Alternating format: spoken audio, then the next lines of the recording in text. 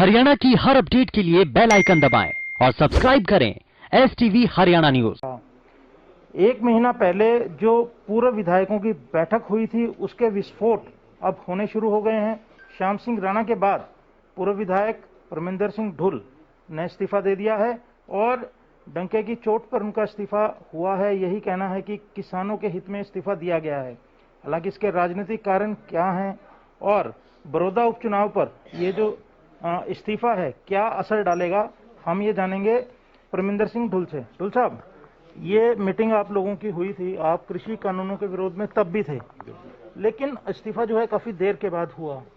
क्या कोई सलाह बना रखी है, मतलब सबने बारी बारी इस्तीफा देने की?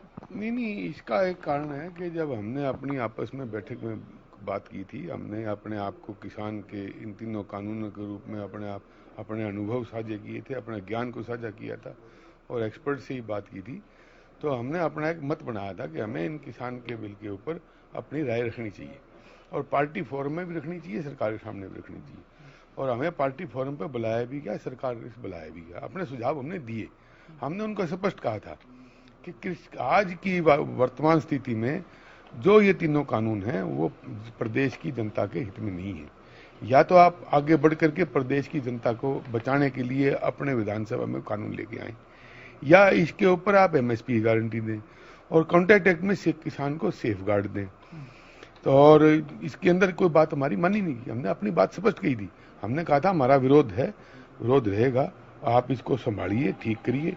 जब नहीं ठीक कर रहे, किसी भी रूप में नहीं ठीक कर रहे, तो 13 अक्टूबर को अभी एक हमारे अध्यक्ष जी का बयान छपा है, अखबार में भी आया, पढ़ा भी, आपने भी शायद पढ़ा होगा कि MSP की गारंटी मांगना अव्यवहारिक है और सरकार का निजी बाजार पर कंट्रोल नहीं रह सकता। अब आप सारे तीनों कानून समझ लीजिए, तीनों कानूनों के चलते कृषि को निजी बाजार बना करके निजी हाथों में सौंपने की तैयारी है। जब आप आज ही मान रहे हो कि हमारा कंट्रोल नहीं रहना, तो इसका मतलब आपने किसान का शोषण करना है। प्री इंडिपेंडेंस जो स्थिति थी वही पैदा करनी है। उस समय पूंजीपति राज करते थे, आज भी पूंजीपति राज कर रहे हैं। साहब, आप वकील भी हैं पेशे से, थोड़ा क्योंकि जिन भी विधायकों से या मंत्रियों से बात की जाती है तो उनका अक्सर यह जवाब होता है कि केंद्र में लोकसभा में पास हुआ, राज्य इसमें कुछ नहीं कर सकता, तो हम इसमें क्या कर सकते हैं? राज्य क्यों नहीं कर सकता? संविधान के आर्टिकल 33 में जो बंटवारा हुआ था, और वो बंटवारा था कि कृषि जो है वो राज्य का विषय है। केंद्र सरकार ओवरऑल कानून बना सकती है गाइडलाइन देने के लिए, लेकिन कृषि का एक राज्य विषय, राज्य सरकार अपने यहाँ कोई भी कानून बना सकती है। हमने राय दी थी मुख्यमंत्री जी को, जिस तरह से आज पंजाब ने किया है, ये राय दी थी कि संविधान के अंदर प्रावधान मौजूद है, धारा 234 उपधारा 2 के तहत, कि आप अपने प्रदेश के किसी भी वर्ग को बचाने के लिए कोई भी ऐसा कानून बना सकते हो जो प्रदेश के हित में लागू हो। आप इसको आगे बढ़ के कीजिए, आप पे तो दायित्व बनता है, आप पे तो जिम्मेवारी बनती है। आप पंडित दीनदयाल उपाध्याय के अंत्योदय की बात करते हो, आप श्यामा प्रसाद मुखर्जी की बात करते हो, आप अटल बिहारी वाजपेयी जी की बात करते हो, जननायक जनता पार्टी तो देवीलाल की बात करते हैं। तो साझे सपने को आप यहाँ एक कानून ले आइए ताकि किसान को, कम से कम हरियाणा किसान को तो बचाओ और यहाँ के प्रेरणा लेकर के और देश बचाएगा। लेकिन नहीं। ये जब आप लोगों की बैठक हुई थी, आप समेत एक दो नेता को और बताया गया कि अध्यक्ष महोदय ने बुलाया भी था, और तब हमें यह भी बताया गया कि आप लोगों को सेटिस्फाई कर दिया गया है, अब आप लोगों का कोई विरोध नहीं है। लेकिन ये विस्फोट इस बात को साबित नहीं करता। संतुष्ट किस तरह? हमें संतुष्ट अपने निजी तौर पर तो संतुष्टि असंतुष्टि का सवाल नहीं है। सवाल असंतुष्टि संतुष्टि का है, प्रदेश के लोगों के साथ क्या होगा, प्रदेश के किसान के साथ, कमेरे के साथ, गरीब आदमी है, छोटे दुकानदार के साथ क्या होगा जो किसानी पर जुड़े हैं। किसान अकेला नहीं है, किसान के साथ खेती हर मजदूर, उसका छोटा दुकानदार, गांव में रहने वाला, चाहे वो लुहार है, चाहे बड़ी है, चाहे वो कामगार है, सबका भविष्य किसानी पर जुड़ा है। जब आपने किसान को ही उजाड़ने का काम कर लिया तो वो तो अपने आप उजड़ेंगे। ये एक पंजाब ने जो आज कदम उठाया है, मैं जानना चाहूंगा कि उसका आप समर्थन करते हैं और क्या हरियाणा सरकार से ऐसी मांग करते हैं? पंजाब ने जो किया, मैं कहता हूँ बहुत अच्छा काम किया। कम से कम पंजाब ने अपने किसानों को बचाने का तो काम किया। दीन बंधु चौधरी छोटू राम की देन थी 81 साल पहले जो पंजाब के अंदर आई, कम से कम पंजाब ने तो उसको संभाला। लेकिन हरियाणा को देख के, हरियाणा के किसान की हालत देख कर, नेताओं की हालत देख के, तो आज स्वर्ग में दीन बंधु चौधरी छोटू राम की आत्मा, चौधरी देवीलाल की आत्मा, चौधरी चरण सिंह की आत्मा रो रही होगी कि तुम्हारी औलाद क्या कर रही है आज। जो चौधरी देवीलाल की आपने बात की, चौधरी देवीलाल के वंशज जो हैं, उनके पड़पोते जो हैं, सरकार में हिस्सेदार हैं। जहां तक बात आई अकाली दल, क्योंकि किसानों की भी राजनीति करता है, हरसिमरत कौर ने जो बादल हैं उन्होंने केंद्रीय मंत्रिमंडल से इस्तीफा दिया। अब आप लोगों की जो आपने जिस चौधरी देवीलाल की बात की, किसानों के बड़े नेता थे, तो चौधरी देवीलाल के वंशज तो खुद सरकार में हैं, क्या मांग है आपकी उनसे? जिम्मेवारी बनती है आगे बढ़ के कि अपने हितों को छोड़ के किसान के हित को संभालें, किसान के हक की बात करें और किसान को बचाएं, जिम्मेवारी बनती है।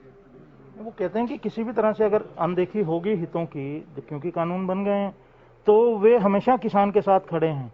इन बातों के क्या अर्थ आप लेते हैं? मौका जाने के बाद कोई फायदा नहीं है। जब एक निश्चित हो चुका पूरे देश के अंदर इस माहौल का, इन कानूनों का जो आज बने हैं, उसका पहले उदाहरण इस देश में मौजूद है। एमएसपी के बगैर जहां बुरा बर्बादी हो रही है, आपके हिंदुस्तान में वो राज्य मौजूद हैं। आपको लगता है कि देवीलाल के वंशजों को भी किसान के हित में सत्ता छोड़ देनी चाहिए? बिल्कुल, सत्ता छोड़ करके, सब कुछ मोह छोड़ करके किसान के साथ खड़े होना चाहिए। तो अब ये बताएं कि आप वहाँ 5 ही पूर्व विधायक जो हैं जुटे थे, बाकी अब कब मुखर होकर आपकी तरह सामने आने वाले हैं? जिसकी जो किसान के हित की बात करनी है, जो किसान परिवार से हैं, हरियाणा के अंदर ज्यादातर जितने भी जनप्रतिनिधि रहे हैं वो तकरीबन किसान परिवार से संबंधित हैं, अप्रत्यक्ष रूप से प्रत्यक्ष रूप से। तो धीरे धीरे किसान का दर्द समझ करके अपनी अपनी भावनाओं का बुरा किसान के साथ खड़े होंगे, बिल्कुल खड़े होंगे। फुल साहब, इसमें क्योंकि टाइमिंग की बात भी आती है, हाल ही में चेयरमैनियां बंटी हैं, ये केवल किसानों का दर्द ही है या कोई और भी है? क्योंकि विधायक और पूर्व विधायक अक्सर ये कहते हैं कि उनकी अनदेखी हो रही है। इसी अनदेखी की वजह से तो कहीं आपकी भावना जो है या उबाल खा गई है? नहीं, मैंने तो कभी बात नहीं की कि अनदेखी हो रही है। अनदेखी देखी का तो मतलब ही नहीं। मैं तो समझ रहा हूँ कि मनोहर लाल जी आज खुशकिस्मत है। अगर मैं कहीं न कहीं अगर चुनाव जीत जाता, इन तीनों किसान के बाद सरकार टूटनी निश्चित थी। और मेरे पर तो ये इल्जाम लगता कि परमिंदर सरकार टूट गया। इतने के भाग अच्छे थे, मैं हार गया। अगर मैं जीत रहा होता तो मैं डंके की चोट पर सरकार तोड़ के जाता। तो ये बताएं कि अब आपने भाजपा को भी 1.5 साल के बाद, क्योंकि 1.5 साल पहले आपने ज्वाइन की थी, नमस्ते कर दी है, अब ये बताएं अगला कदम आपका क्या है? अगला कदम किसान के साथ कंधे से कंधा मिलाकर किसान परिवार संघर्ष करना और उसको बचाने का पूरा हमारा प्रयोजन यत्न करना और ऐसे संगठनों का साथ देना जो किसान परिवार को बचाने का आगे आकर चले और किसान को भरोसा दिलाए। यानी कोई राजनीतिक दल अभी ज्वाइन नहीं करना है? नहीं, अभी कुछ नहीं। और घर वापसी हो सकती है? अभी कुछ नहीं, अभी तो भविष्य ही गर्भ में है। चर्चाएं तो ये हैं कि आप राष्ट्रीय दल में जाएंगे और राष्ट्रीय दल हरियाणा में कांग्रेस ही नजर आता है। अभी मैं कह रहा हूँ गुप्ता जी, अभी कुछ नहीं है। अभी तो आज हमने अपना कदम उठाया है। उसके बाद क्योंकि राजनीतिक आदमी के साथ कार्यकर्ताओं की फौज होती है, और जब तक कार्यकर्ता को आप भरोसे में नहीं लेके चलेंगे, जब तक बात नहीं बनती, कार्यकर्ताओं के भरोसे में यहाँ तक तो हम आगे, अब उसके बाद कहाँ जाना है कहाँ नहीं जाना वो सब तय करेंगे। साहब, मेरा एक सवाल ये भी है, बड़ौदा उपचुनाव में, क्योंकि आपका पड़ोसी हल्का है, बिल्कुल क्या भूमिका निभाएंगे? सक्रिय भूमिका निभाएंगे। गठबंधन के कैंडिडेट के खिलाफ किसान के हित में बात करने के लिए, किसानों को जोड़ने के लिए, उनको जागरूक करने के लिए। वहाँ पर भाजपा के अलावा इनेलो और कांग्रेस 2 उम्मीदवार हैं, किसानों के हित में किसका समर्थन देंगे? पिछले हरियाणा के चुनाव के अंदर लगभग संदेश साफ ही हो चुका था कि जहां किसान जिन ताकतों को लोग नहीं पसंद करते, उनके खिलाफ जो कैंडिडेट ज्यादा मजबूत है उसके साथ खड़े हो गए थे आगे। आप अभी खुलासा नहीं करना चाहते, ये आपके ऊपर है? नहीं, खुलासा नहीं, मेरी खुली किताब है। किसान के साथ हूँ, किसान का संघर्ष करूंगा और बड़ौदा हल्के में अपनी टीम को लेके जाऊंगा। शुक्रिया। तो ये हैं परमिंदर ढुल, जिन्होंने बहुत बेबाकी से कहा कि वे शुक्र है जीते नहीं, अगर जीते तो सरकार टूटने का आरोप उन पर लगता।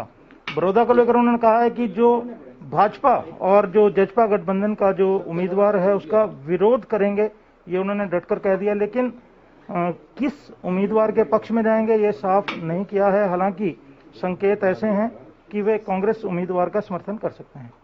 हरियाणा न्यूज के लिए चंडीगढ़ से कैमरामैन संजय सिंह के साथ राकेश गुप्ता।